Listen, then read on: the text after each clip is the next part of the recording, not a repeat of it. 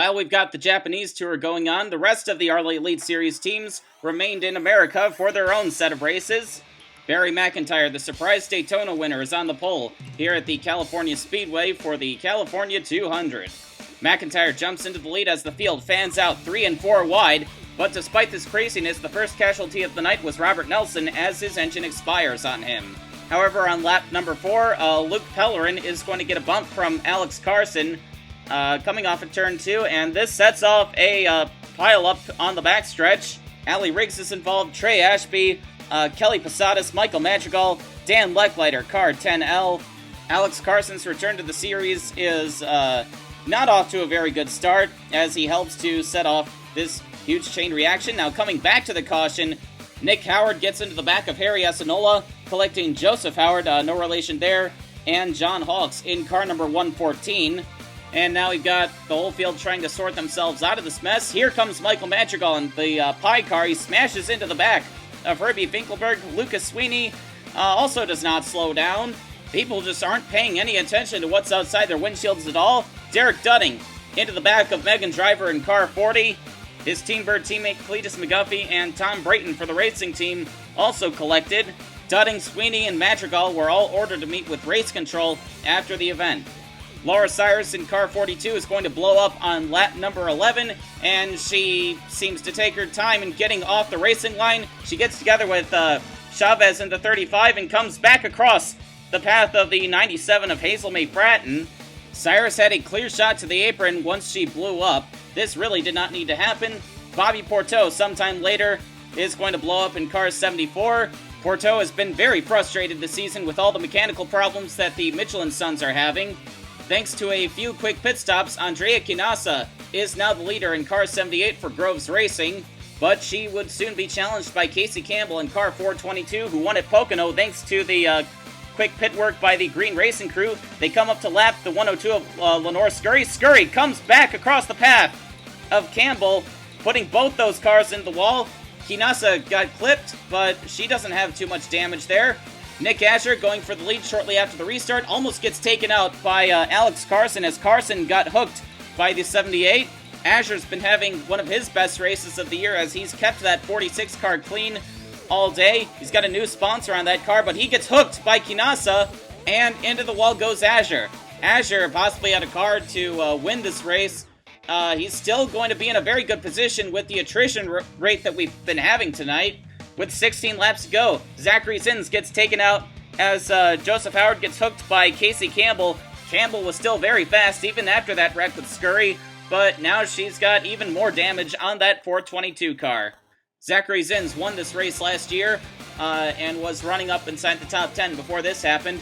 Alex Carson, again making his return to the series, is going to blow up as he leads, coming to 11 laps to go. Carson sat out for a few races after being injured at Pocono. He had a possible race-winning car tonight, but that's not going to happen. Andre Quinasa inherits the lead on this restart. Quinasa was very lucky to have kept that car as clean as it is, with all the incidents that she's been in. Andre Quinasa, the widow of Scott Morales, who drove that 78 car for Groves Racing before he was killed at Orange County last year. Quinasa stepped into the car for this season, and she's been very fast, flirting with a spot in the top 15 in points all season. And now tonight, she holds off Zach Webster and Edwin Schwartzlowski to score an emotional first victory. The pace of the Groves Racing team finally pays off as they score their first win since Daytona in 2010 with Scott Morales. Only 8 cars finished on the lead lap. Casey Campbell and Nick Asher scores some very strong finishes despite being in accidents, and Jesus Ignacio Chavez III in car 35 scores the high climber bonus. Moving on to the Chicagoland Speedway for the Chicago Chowdown presented by Griesberger, Barton Sandy, car 92 for Bjorn Green Racing, is on the pole. He jumps out in front of J.W. Lester in car 50. Laura Ocean, car 798, is going to get hooked by Andre Quinasa into Ali Riggs. Riggs spins into the path of Hazel May Fratton. Another hard collision for car 97. And Fratton gets clobbered by Lenore Scurry in car 102. Riggs and Fratton go out for the second week in a row. Kyle Gaffigan was supposed to lead on the restart, but he blew up under caution, so Barton Sandy took the lead back, but he quickly gets freight trained by Trey Ashby, Joel Rodriguez, Richard Scott, and J.W. Lester. A bunch of those guys you wouldn't normally expect to see up front in these races. Cletus McGuffey and Laura Ocean get together and put each other into the wall. McGuffey pushed up the track, being a useless back marker as usual. Casey Campbell gets collected, and we've got an even bigger wreck up ahead. Leckliter into the wall and up into the fence. After being launched by the 46 of Nick Asher, Leckliter goes barrel rolling down the track. That's a big pile up here on the front stretch as Leckliter gets clobbered once again by the 86X of Luke Pellerin. Lucy Barnton is the leader on the restart with Trey Ashby and Laura Cyrus in hot pursuit. Barnton was in position to win at Mosport with half a lap to go until she got shoved out of the way by Libby Bell as Barry McIntyre gets put into the wall by Megan Driver, and we've got another big pile up here on the front stretch. At this rate, nobody's going to be left to finish the race. Andrea Quinasa's got heavy damage, she's slow, and she gets turned by Ashley Tucker, collecting Ryan Griffin and Joel Rodriguez. Ashley Tucker then continues her reign of terror on these lap cars by putting J.W. Lester into the wall, collecting Trey Ashby and Alex Carson. A lot of these teams are not going to be happy with Tucker at all after this. Laura Cyrus, in the meantime, has avoided all the carnage so far, and she now leads the race by a healthy margin over Lucy Barnton. However, Cyrus is going to get swept up in lap traffic, and she simply dumps Joel Rodriguez into the wall off of turn 4. However, unlike Ashley Tucker, Cyrus manages to not collect any innocent people, but Cyrus is going to go out of the race here on lap 84. Engine troubles plague Cyrus for the second week in a row. Lucy Barnton leads on the restart over Harry Esanola and Herbie Finkelberg. Barnton has generally been very fast this season, but luck just hasn't fallen her way, and bad luck is going to bite her once again, as Barnton has to pit with just 10 laps to go. That car's got a problem, and the 84 team has to bring it in to try to get it fixed. This leaves Harry Enola and Herbie Finkelberg battling for the lead. Finkelberg into the back of Enola. Coming off of turn 2, Enola hangs onto it, and he keeps his foot in it as you see Barnton is now blown up on her way out of the pits. Enola now rejoins the track, losing a lot of ground to Finkelberg very quickly. Joseph Howard is now all over the back of the 45 car. Finkelberg leads, coming to the white flag, but here comes the lap car of J.W. Lester. He's Enola's teammate. He holds up the 66. Enola goes by to take the lead back. Finkelberg loses his chance to win this race as he continues to be held up by the 5-0. Harry Enola is going to come off of turn 4 and take his third win of the year. Wow, I never thought I'd say that about Harry Enola. That 45 team has been on fire these last few weeks.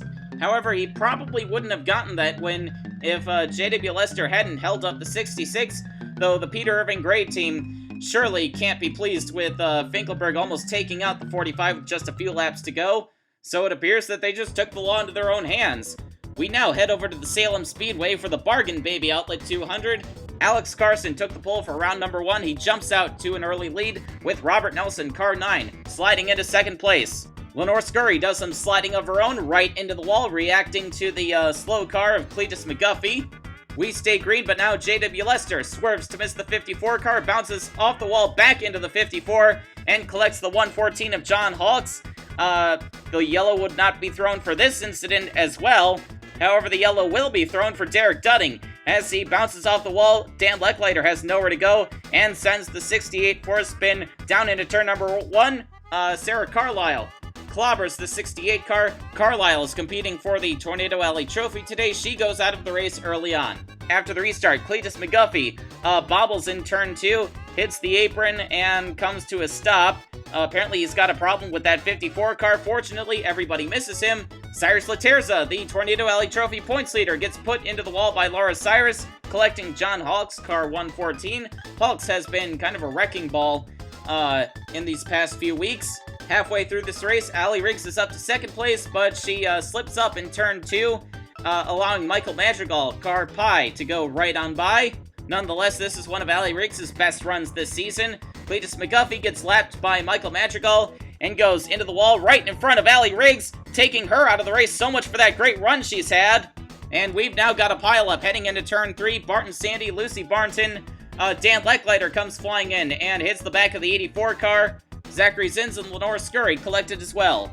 Alex Carson has a problem and has to make an extra pit stop from the lead under caution. This hands the lead over to Michael Madrigal for this restart. And as you can see, we only have 10 cars left in this race. That huge pileup and various mechanical failures have taken their toll. Dan Lechlater is up to second place, trying to hold off Harry Enola, who's missing half of his rear end. In the meantime, Michael Madrigal has pulled away from the field.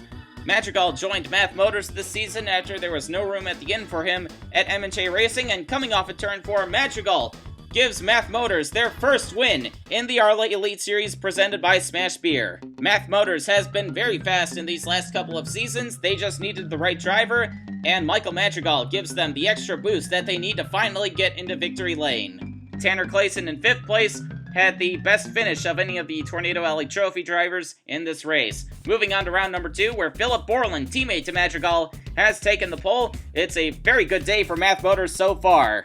Borland is also competing for the Tornado Alley Trophy. He's got Herbie Finkelberg all over the back of him on this first lap.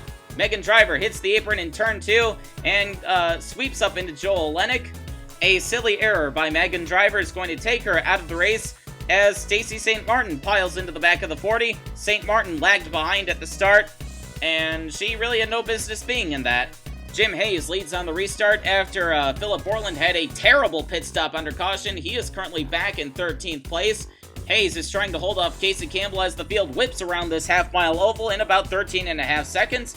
Philip Borland gets put into the wall by one of the doppelgang cars. Robert Lechlater's collected, as well as the race leader. Jim Hayes gets caught up in this mess. That didn't look like a very hard hit, but Hayes is going to have to drop out from the race lead. This will hand the lead over to Casey Campbell. Campbell started off the season sharing this 422 green racing car with Todd Stater, but after Stater was injured at Grand Detour, Campbell's been going it alone, carrying the flag for the both of them, as Richard Scott gets into Bobby Porteau and is sent around at the exit of turn number 2. Campbell continues to lead on the restart, and now she's got Joseph Howard in between herself and the rest of the field. Howard running a lap down in car 17. 3 wide between Kyle Gaffigan, Joel Olenek, and Herbie Finkelberg. That doesn't work. Gaffigan goes into the wall. However, this does not bring out a caution. However, this will, as Bobby Porteau gets into the side of Joel Olenek coming off of turn 2. I think Olenek may have had a problem and checked up. Porteau simply didn't see it coming. With just a few laps to go, this caution is going to force a green-white checkered. Casey Campbell is still the leader. I believe that is Brian George in car number 01 for the Doppelgang in second place. Campbell gets away, and it's a mad scramble for second behind the 422, exactly what Campbell wants to see. Casey Campbell has done a great job over these last few months at solidifying green racing and all of their radical environmental shenanigans as a legitimate championship contender.